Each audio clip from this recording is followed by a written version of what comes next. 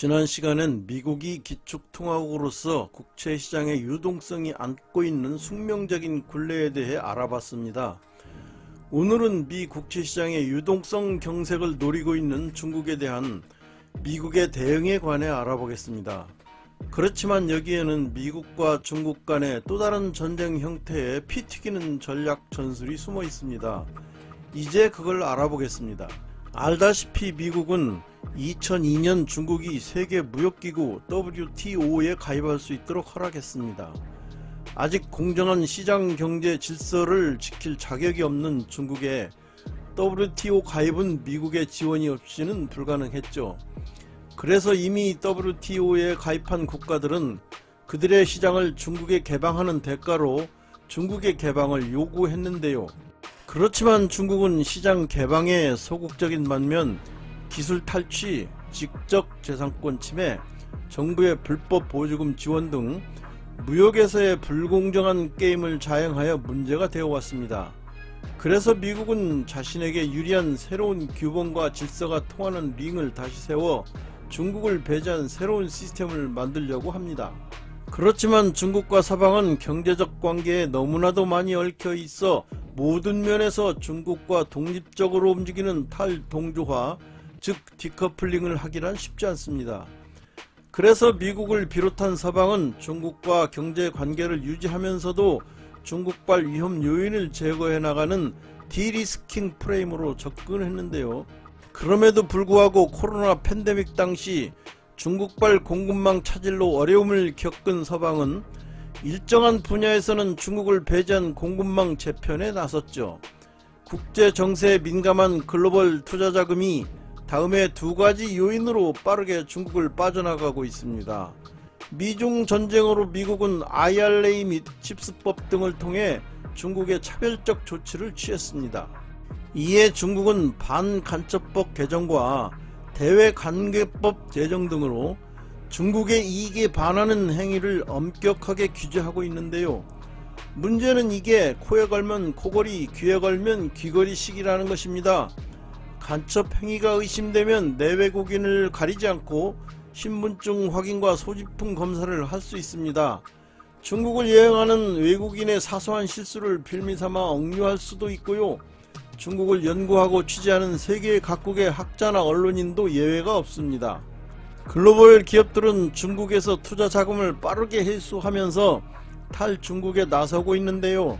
지난해 중국에 대한 외국인 직접 투자 FDI 금액은 330억 달러로 2022년도 1,802억 달러 대비 82%나 감소했습니다. 2년 전인 2021년 3,441억 달러와 비교하면 9.6%에 불과한 것으로 2년 사이 중국에 대한 외국인 투자가 10분의 1 수준으로 쪼그라든 셈입니다. 또 다른 부분은 서방과의 금리 격차 문제인데요. 코로나로 인한 공급망 차질과 러시아 우크라이나 전쟁에 의해 원자재 가격 상승으로 인한 인플레 때문에 서방은 금리를 인상했죠. 그런데 봉쇄 정책으로 뒤늦게 코로나에서 벗어난 중국은 오히려 경기 침체 때문에 금리를 내릴 수밖에 없었습니다. 이렇게 주요 국가의 금리 차가 벌어진 것도 글로벌 투자 자금의 중국 이탈이 가속하게 된 원인입니다. 미국의 금리 인상은 달러화 가치가 높아지는 면도 있지만 중국에서 자금 이탈을 부추기는 면도 있어 미중 전쟁에 활용되는 의심도 있습니다. 올 11월 대선을 앞두고 대중국 무역 적자를 줄이기 위해서 트럼프는 모든 중국산 수입품에 60%의 고관세를 부과하겠다는 공약을 발표했습니다. 그러자 바이든도 가만히 있을 수가 없죠. 바이든은 중국산 전기차에 100% 관세를 때리겠다고 합니다. 슈퍼 301조까지 발동하겠다고도 했어요. 가만히 손 놓고 있을 중국이 아니죠. tit for tat, 즉 눈에는 눈, 이에는 이 원칙대로 관세로 맞대응하는 것은 물론 유한화 절하 카드까지 들고 나왔습니다. 미국의 고관세는 가격 할증 정책이기 때문에 유한화 절하로 대응하면 무력화되고 말아요. 더 무서운 것은 위안화가 절하되면 중국산 물건값이 싸지니 디플레이션 수출이 됩니다. 요즘 알테쉬로 불리는 중국 이커머스의 습격으로 전 세계가 적잖이 당황하고 있잖아요. 그만큼 값싼 중국산 제품은 중소기업과 소상공인을 초토화시키고 있습니다. 소비자 피해도 급증하고 있죠. 미국을 비롯한 세계 경제에 차이나 쇼크를 주고 있습니다. 앞에서도 얘기했지만 달러화가 기축통화로 유지되는 근간은 미 국채시장의 유동성이 안정되는 것입니다. 그래서 중국의 미 국채 매각은 미국의 고관세에 대응하는 또 다른 효과적인 카드입니다. 중국이 보유하고 있는 국채를 매각하면 국채 금리가 올라가는데요. 그러면 미국 정부는 이자 부담이 급증해 국가 부도 확률이 높아집니다. 2012년 11월 시진핑이 주석에 선출됐을 때 중국은 미국 국채를 1조 3천억 달러나 보유하고 있었습니다. 그 뒤 중국의 미 국채 보유량은 늘었다 줄었다 했는데요. 2018년 트럼프가 중국 제품에 관세를 부과하며 무역전쟁을 시작하자 중국은 미 국채를 서서히 줄여갔습니다. 그러다 2022년 러시아 우크라이나 전쟁이 시작된 이래 미 국채를 빠른 속도로 지속적으로 매각해 왔는데요. 물론 미국이 우크라이나를 침략한 러시아를 국제은행 결제망인 스위프트에서 배제하는 걸 보고 충격을 받은 결과일 수도 있겠죠. 보유국채 매각 대금으로는 금을 매입하고 있습니다. 중국의 외화 보유액에서 달러 비중을 줄이겠다는 얘긴데요. 한편으로는 시진핑의 위안화 국제화 야망을 추진하는 효과도 기대할 수 있죠. 미 연방정부 부채가 35조 달러에 이릅니다. 연방 세수의 17%가 원리금 상환에 쓰입니다. 2015년만 해도 부채 원리금 상환에 필요한 비용이 연방 세수의 7%였습니다. 미 연방정부가 자주 셧다운 위기를 맞기도 하는 이유입니다. 그런데 중국이 미 국채를 팔아서 금리가 올라간다고 생각해보세요. 더구나 미 국채를 살 사람이 없어서 국채시장이 경색된다고 생각해보세요. 이건 보통 심각한 문제가 아닙니다. 시진핑은 이를 노리고 있는 것이죠. 미국의 대응도 숨가쁩니다. 중국이 미 국채를 매각하면 국채 가격이 하락하고 국채 금리가 올라간다고 했죠. 그리하여 국채시장 유동성이 경색되면 지난번 SVB 사태처럼 금융회사의 지급준비금이 부족하게 되잖아요. 그러면 뱅크런 혹은 펀드런 사태가 일어날 수 있는데요. 잘못하면 제2의 미국 금융위기가 일어날 수 있습니다. 그래서 연준과 미 재무부가 공동으로 이에 대응했습니다. 지난 5월 FOMC는 연준의 대차 대조표 조정을 통해 금융을 완화했습니다.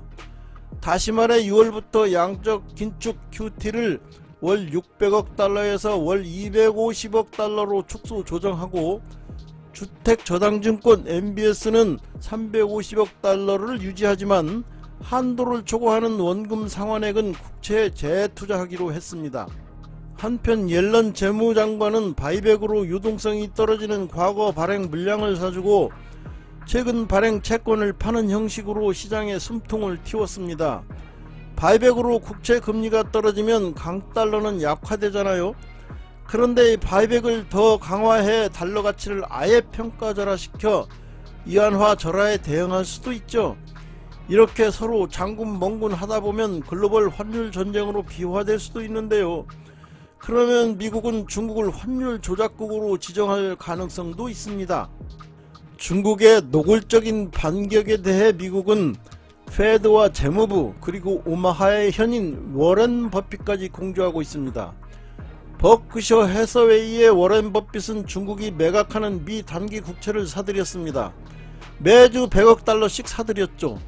버크셔의 단기물은 1580억 달러에 달하는데요. 버핏은 국가가 어려울 때마다 정책 당국에 적극적으로 협조했습니다. 미 국채금리는 만기와 상관없이 장단기 모두 안정을 되찾았습니다.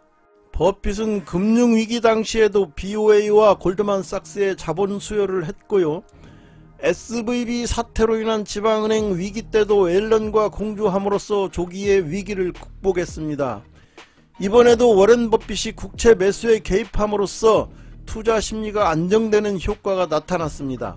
그렇다고 워렌 버핏이 그냥 자선사업가는 아닙니다. 지금 당장은 다른 매력적인 투자처가 보이지 않는다면서 초단기 국채인 TB를 쓸어 담았습니다. 버크셔 해서웨이가 보유한 초단기 미 국채 금리가 연 5%를 넘어서면서 회사는 막대한 이익을 얻고 있습니다. 이상 중국은 미 국채를 팔고 연준과 미 재무부 그리고 워렌 버핏까지 공조하여 이에 대응하는 미중 금융 전쟁의 배경에 대해 살펴봤습니다. 내용이 마음에 드셨다면 구독과 좋아요 그리고 알람을 꼭 눌러주세요. 다음엔 더욱 좋은 자료로 찾아뵙겠습니다. 감사합니다.